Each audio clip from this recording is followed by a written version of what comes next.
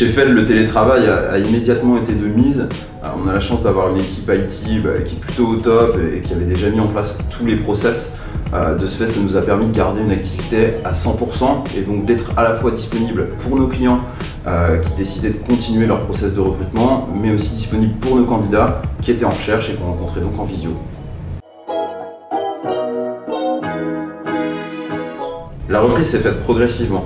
C'est passé par la mise en place de planning afin de respecter les distances de sécurité et de ne pas surcharger les bureaux, la distribution de masques, la mise à disposition de gel hydroalcoolique. Et tous les collaborateurs aujourd'hui jouent le jeu et ont bien conscience de l'importance d'une reprise intelligente. Chez nous, les process restent globalement les mêmes. La différence majeure à noter, c'est évidemment la digitalisation à 100% des process et tout se fait aujourd'hui à distance, que ce soit les rendez-vous avec les clients ou les entretiens avec les candidats, ce qui a dû demander un certain travail d'adaptation. De plus, ça demande aussi plus de points de cadrage, plus de réunions formelles avec les équipes, histoire de ne pas laisser trop place à l'inconnu. Mais aujourd'hui, tout le monde est relativement réceptif et a réussi à s'adapter, ce qui nous permet de conserver une certaine proximité, que ce soit avec nos candidats ou avec nos clients.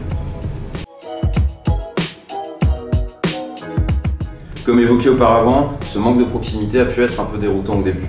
Cependant, le point positif qu'on peut noter, c'est que certains managers opérationnels chez nos clients ou certains candidats ont pu se dégager du temps alors qu'ils n'étaient pas forcément libres d'habitude, notamment grâce au télétravail. Ce qui nous a permis de gagner en qualité sur certains process, mais ce qui nous a aussi permis de rencontrer des candidats qu'on n'aurait pas forcément rencontrés habituellement.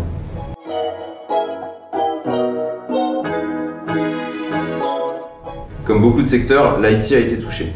Que ce soit côté candidat avec des personnes mises en chômage partiel ou parfois même licenciées, ou côté client avec des process qui ont été gelés et parfois même arrêtés. Ce marché a forcément muté durant cette crise puisque plus de candidats sont disponibles et moins de postes sont ouverts. Il reste cependant dynamique puisque certaines structures ont vraiment réussi à adapter leur process. Avec la reprise, on constate une hausse assez importante des besoins en infrastructure type technicien de proximité. Ces postes qui avaient été mis en stand-by durant le confinement sont aujourd'hui devenus une vraie priorité pour les structures. De même, les développeurs sont toujours très plébiscités puisque leurs postes sont particulièrement adaptés au télétravail.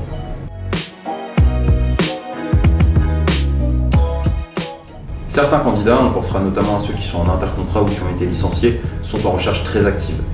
D'autres, qui ont eu la chance de garder leur CDI, préfèrent attendre que la situation se stabilise avant de relancer leur recherche. Côté client, on assiste un peu au même phénomène. Certains ont des besoins vraiment très urgents et d'autres vont attendre une certaine stabilisation et préfèrent recourir aux contrats temporaires. Globalement, le marché est en train de reprendre, certes d'une manière un peu différente de ce qu'on a connu avant la crise. Je pense dans tous les cas qu'il faut envisager ça comme une vraie opportunité en tant que candidat pour changer de carrière ou en tant que client puisque beaucoup de candidats sont aujourd'hui disponibles. C'est donc l'occasion d'agrandir ses équipes.